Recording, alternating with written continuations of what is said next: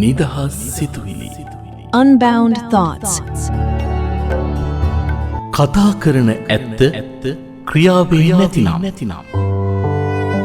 නීතිය යනු ඕනෑම සමාජයක නිවැරදි දිශානතිය පෙන්වන උපකරණයයි. සත්ව සමාජයේ පවා නීති නැතුවාම නොවේ. සත්වයන් අතර උසස්ම සත්වයා මිනිසා වෙද්දී. සත්ව සමාජයේ රැකෙන නීතිය තරම්වත් මිනිස් සමාජයේ රැකිනවාද?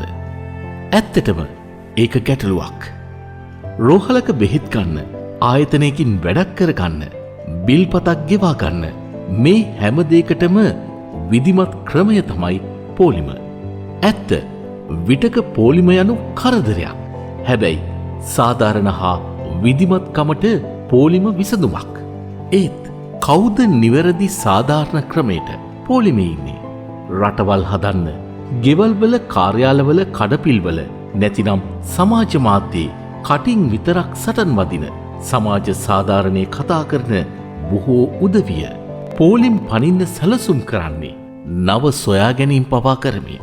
අසාධාරණය, අයුක්තිය, බොරුව, වංචාව, අල්ලස, දාමරික බව එපා කියන ඊට විරෝධය පළ කරන, ඒ වෙනුවෙන් හඬ නගන බොහෝ දෙනා පෝලිම් පනින්න ඔය හැමදේම කරනවා.